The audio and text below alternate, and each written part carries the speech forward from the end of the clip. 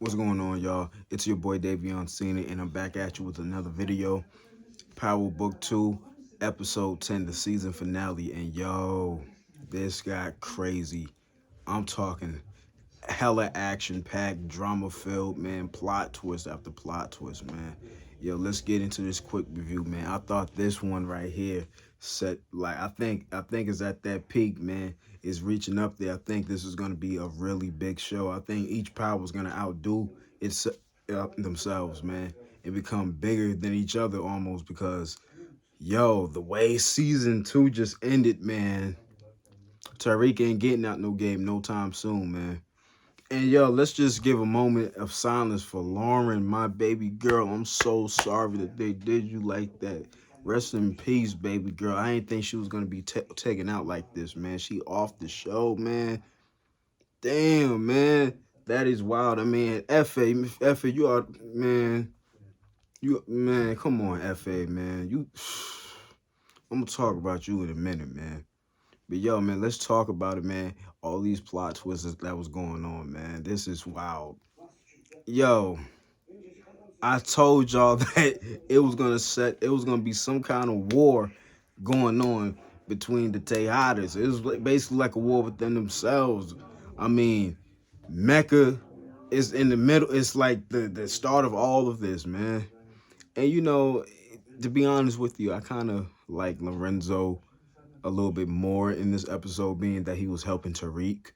You know, and you have Tariq, poor Tariq trying to get Jasmine back, but he also realizes that everything bad is happening is because of him. So maybe if he gets Yas away from him, then maybe she can be safe within a new life.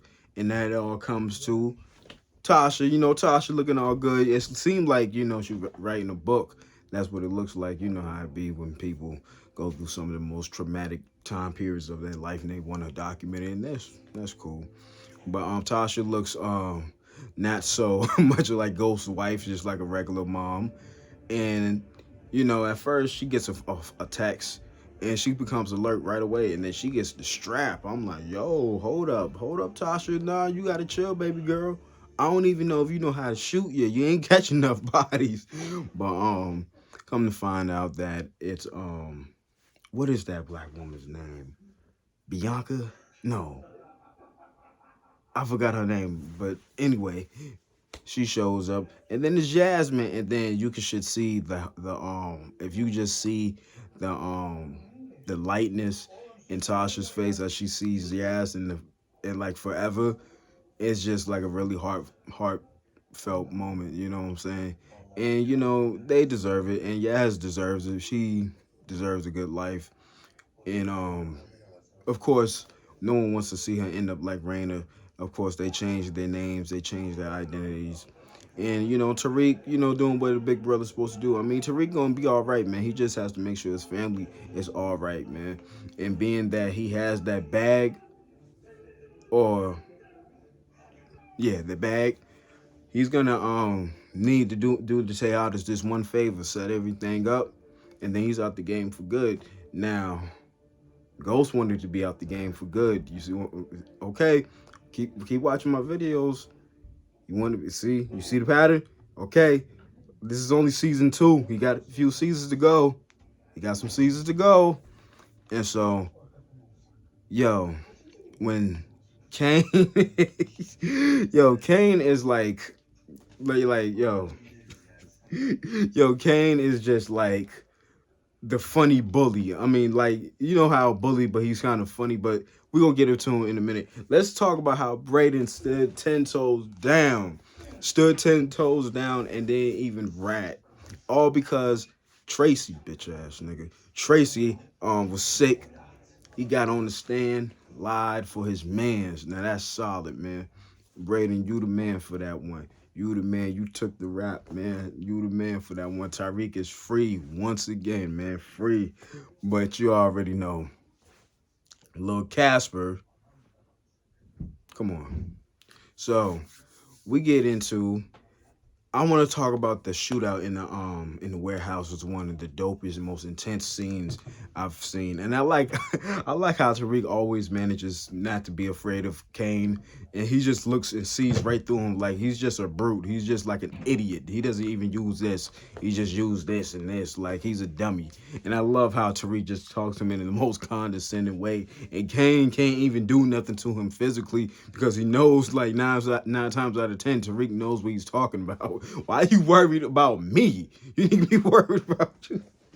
Yo, he's an asshole for that, man. But yo, that shootout scene in the warehouse when Kane was thought he was supposed to take out Lorenzo, and it's funny too because Kane has so much animosity towards Tariq. He has so much doubt towards Tariq, but however, when he was being instructed to kill Lorenzo, he was hesitant at first, you know, and then when Monet, when Monet brought up Tariq killing his own father, he was like, that he killed.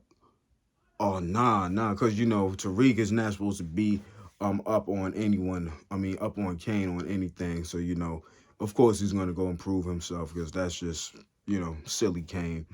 But in the warehouse scene where he was supposed to kill Lorenzo, Tariq was smart enough to hit him fast enough and told him like, "Yo, this is the fake bag. You know what I'm saying? He already knows you're here. Don't do anything. We taking out Mecca's people." And it was one of the craziest shootout scenes I've seen on Power in a minute. I mean, I'm talking about automatic gunfire. I mean, and Lorenzo was letting that thing go. He was really letting that thing go. But let's talk about how Tariq was letting that thing go too, man. Like, yo, it was really crazy. Now, let's talk about that scene with Drew, and I forgot the other two dudes' names, the Spanish dudes. They was following him trying to get that bag, and it was crazy. Another crazy scene. And Big Brother Kane, out of nowhere on some superhero type shit. Boom, boom, boom, boom. I'm talking like a straight New Yorker, but like, yo, it was crazy, man. It was really crazy. And now let's talk about Zeke. Poor Zeke, man. I mean, everybody just keeps lying to this dude, man. It's really sad. He went to Andrew. I think that's his name, Andrew. I'll be forgetting people's names on here. No, I'm sorry, Kevin. Yes, Kevin. Went to Kevin's office to talk more about Carrie's death, and he wanted to get some more details. And it was just you can tell. I mean, obviously, when you have someone that you've been fornicating with, obviously, it's gonna lead to feelings eventually. And Zeke is kind of he's devastated, and and Zeke can't catch a break for nothing, man. I mean, he missed out on his on Stanfield. He's been lied to, man, and they trying to bribe him to come live this glorious lifestyle with Mecca and Monet and the family and everything like that, man. It's just like, come on, bro. Like, it just ain't. Why y'all doing Zeke like that? But let's get into Lorenzo and when he finds out. And Diana, her name is Dirty Diana from now on. Diana lets the beans spills once again, lets Lorenzo know that Mecca has information, credit cards and other accounts for Monet and her kids. And Drew instructed Diana not to open the bag. And she said, "I'm not gonna open the bag," and he adamantly he made sure, because after that dinner scene, he just had to make sure, like, yo, don't mess this up, please, because we know how you do with your nosy stuff. Was when you find stuff out, we know how you do. And comes to find out, she opened the bag, but Lorenzo was actually proud of her, because how you gonna carry your bag and not look to see what's in it? You don't know what's in the bag. It can probably be something to set you up. You don't know. And so Lorenzo drives over to the air hangar. Zeke, he decides he wants to leave. He decides he wants to get on the plane. And Lorenzo,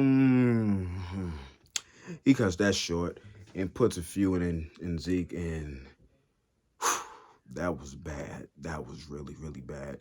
Now, we're going to get back to Zeke, but let's get back to that finale, that standoff, that little standoff when Tariq was supposed to bring the bag up to Mecca. Now, Mecca was going to get the bag, kill Tariq and Monet, because he's been betrayed, and his cover is blown.